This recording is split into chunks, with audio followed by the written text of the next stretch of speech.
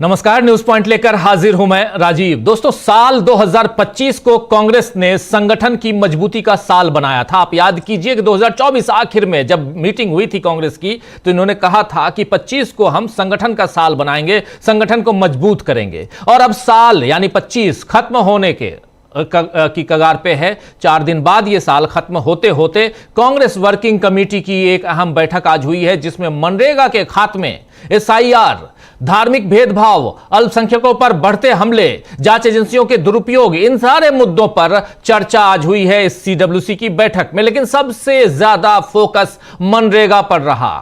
कांग्रेस अध्यक्ष मल्लिकार्जुन खड़गे ने तो बाकायदा सभी सदस्यों को शपथ दिलाई कि मनरेगा को बचाने के लिए लड़ाई शुरू की जाएगी। नए साल की 5 तारीख यानी 5 जनवरी से कांग्रेस मनरेगा बचाओ अभियान शुरू कर रही है। इस शपथ को जरा सुन लीजिए यहां पर, और यहां से फिर कैसे कांग्रेस अगले साल की तैयारियों में जुट गई है, कैसे एक चुनौती पेश कर रही है नरेंद्र मोदी को, कांग्रेस की कौन सी बड़ी प्लानिंग यहां पे हो रही है, यह सब कुछ आज इसमें हम चर्चा करेंगे इस न्यूज पॉइंट में। लेकिन पहले सुनिए इस शपथ को, सुनिए।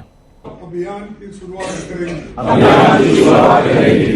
महात्मा गांधी राष्ट्रीय ग्रामीण रोजगार गारंटी अधिनियम मनरेगा की हर हालत में रक्षा करेंगे। मनरेगा कोई योजना नहीं बल्कि भारत के संविधान से मिला काम का अधिकार है। हम ये संकल्प लेते हैं ग्रामीण मजदूर के सम्मान, रोजगार, मजदूरी और समय पर भुगतान के अधिकार के लिए एकजुट होकर संघर्ष करेंगे। मांग रोजगार और ग्राम सभा के अधिकार की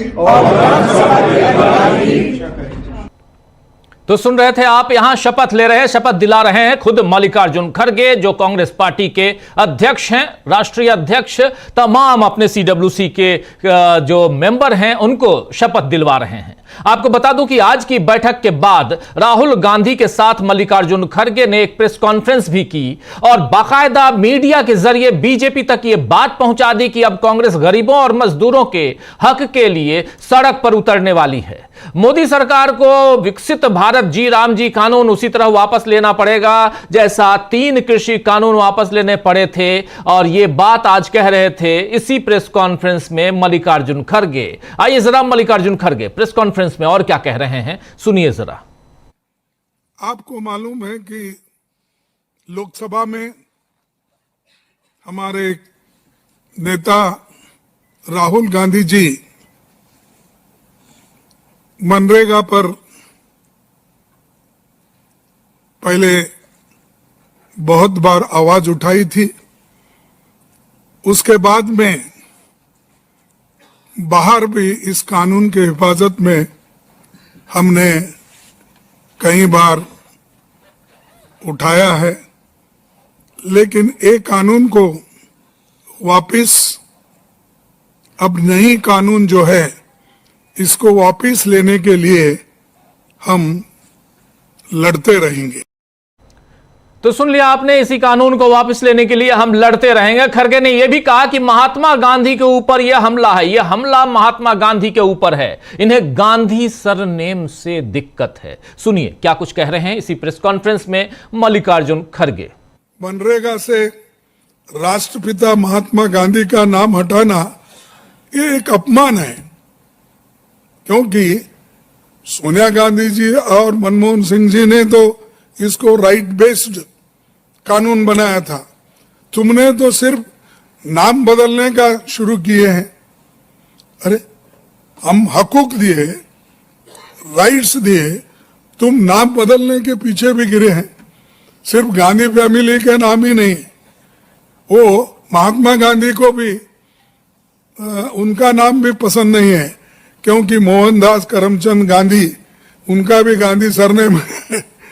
तो गांधी जी यहाँ भी है, तो चलो जितने गांधी नाम के सरनेम वाले हैं उनके ऊपर हमला करो। ये हमला गांधी जी के ऊपर भी है, महात्मा गांधी के ऊपर। और एक देशव्यापी आंदोलन अपना होगा और इसके लिए सर्वसम्मति से वर्किंग कमेटी में माना गया है। और इसके बाद मैं यही कहूंगा कि हम जोर से लड़ेंगे, लड़ते रहेंगे। तो यहां महात्मा गांधी यानी गांधी सरनेम से इन्हें दिक्कत है और गांधी सरनेम को हटाने के चक्कर में ये महात्मा गांधी तक पहुंच गए। ये बात यहां कह रहे थे, बता रहे थे, समझा रहे थे मल्लिकार्जुन खड़गे। वहीं राहुल गांधी ने भी कहा कि मनरेगा को खत्म करने के पीछे असली मकसद उद्योगपति दोस्तों को मदद पहुंचाना है। राहुल गांधी ने अपने बयान में, अपने वक्तव्य में, इसी प्रेस कॉन्फ्रेंस में एक अहम बात का खुलासा भी किया कि इस कानून को सीधे यानी प्रधानमंत्री नरेंद्र मोदी का यानी प्रधानमंत्री का जो कार्यालय है वहां से फैसला लिया गया है और इसमें कैबिनेट के मंत्रियों से सलाह नहीं ली गई है। यानी जिस तरह मोदी ने नोटबंदी का फैसला अपने स्तर पर लिया था वैसा ही इस बार भी उन्होंने किया है। सुनिए जरा यहां राहुल गांधी प्रेस को संबोधित करते हुए क्या कह रहे हैं। मनरेगा सिर्फ एक योजना नहीं थी। मनरेगा राइट्स बेस्ड कॉन्सेप्ट था। मनरेगा से देश में करोड़ों लोगों को एक मिनिमम वेज मिलती थी और मनरेगा जो हमारा थर्ड टियर है, पंचायती राज का जो टियर है, उसमें directly political participation, finance, support का एक साधन था, मेथड था। तो ये डायरेक्ट राइट्स बेस्ड का जो कॉन्सेप्ट है उस पर आक्रमण है। दूसरी बात, जो फेडरल स्ट्रक्चर है, स्टेट्स का जो स्ट्रक्चर है, उस पे भी ये आक्रमण है। ये जो पैसा लिया जा रहा है ये स्टेट से छीनकर सेंटर ले रहा है। तो ये concentration of power, concentration of finance है। इससे देश को नुकसान होगा। इससे जो गरीब जनता है उनको नुकसान होगा, उनको दर्द पहुंचेगा, उनको कष्ट होगा। और आखिरी बात, मुझे बताया गया है कि ये decision directly prime minister office से लिया गया है और मंत्री से बिना पूछे, कैबिनेट से बिना पूछे ये डिसीजन लिया गया है। इससे आपको आज की हालत क्या है उसके बारे में पता लगता है कि वन मैन शो चल रहा है और जो भी नरेंद्र मोदी जी करना चाहते हैं वो करते हैं और पूरा का पूरा फायदा वही 2-3 अरबपतियों के लिए है।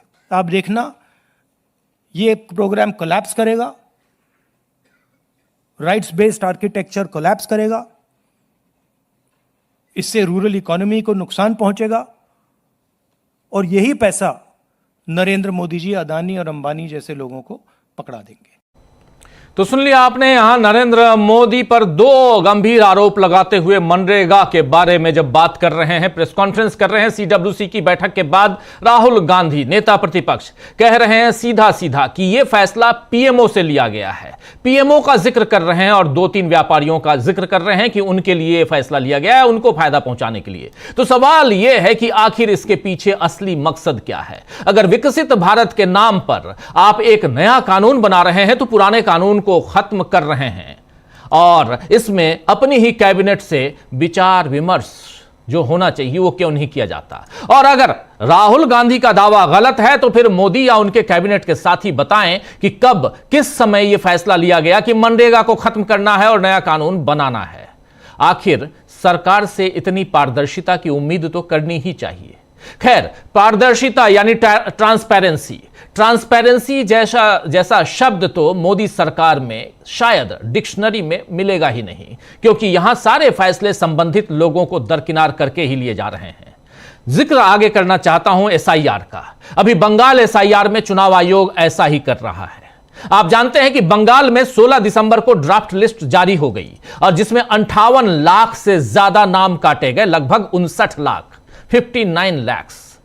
आज से इलेक्टोरल रजिस्ट्रेशन ऑफिसर यानी ईआरओ ने सुनवाई शुरू कर दी है जिनके नाम काटे गए हैं।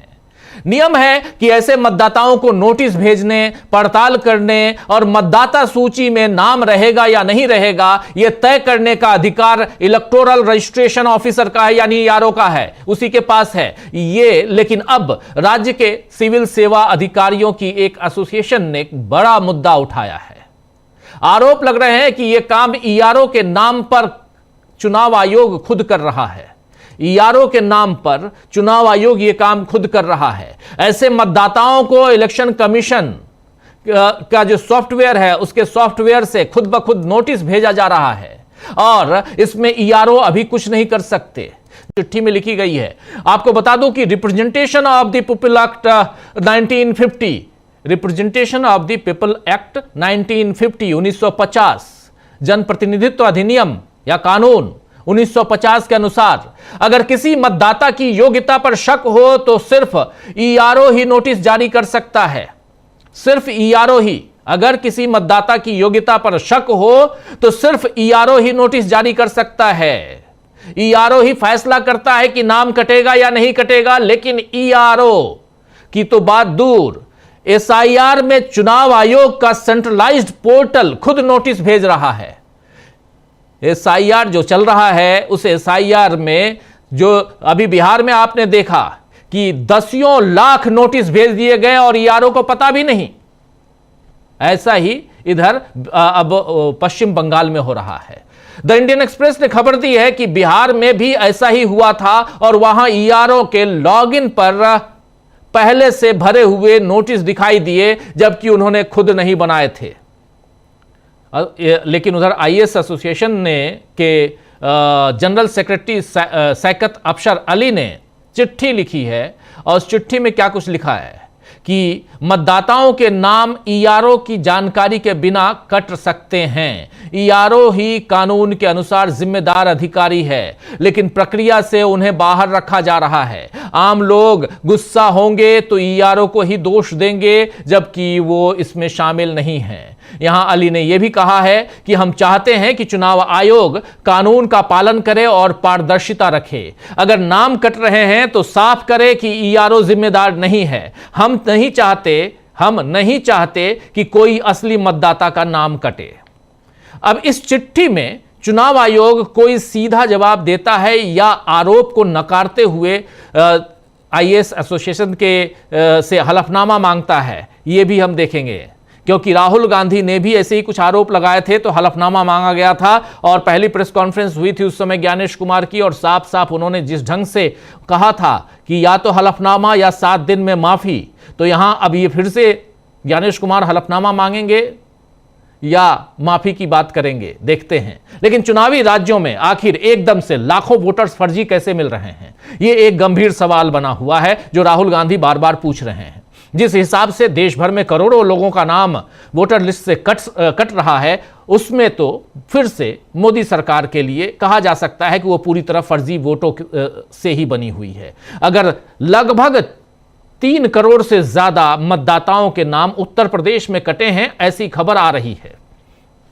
2 करोड़ 89 लाख मतदाता, लगभग 3 करोड़ मतदाताओं के नाम कट गए हैं। 31 तारीख को पहली ड्राफ्टेड लिस्ट आएगी।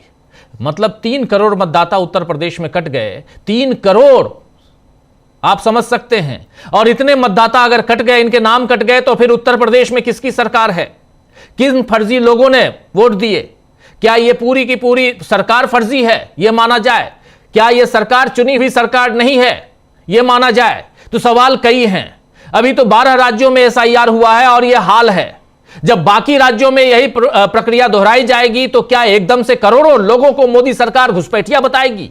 या मोदी सरकार यह कहेगी कि हम फर्जी सरकार हैं, हमको मतदाताओं ने नहीं चुना है, चलिए फिर से चुनाव करवाते हैं? दरअसल मनरेगा खत्म करना हो या अरावली में माइनिंग की इजाजत हो या बलात्कारियों का संरक्षण हो या एसआईआर के जरिए वोट शुद्धिकरण की बात हो, बीजेपी अपने हर फैसले में उलझ चुकी है और अब कांग्रेस इस उलझी हुई बीजेपी को मात देने के लिए नई रणनीति बना चुकी है।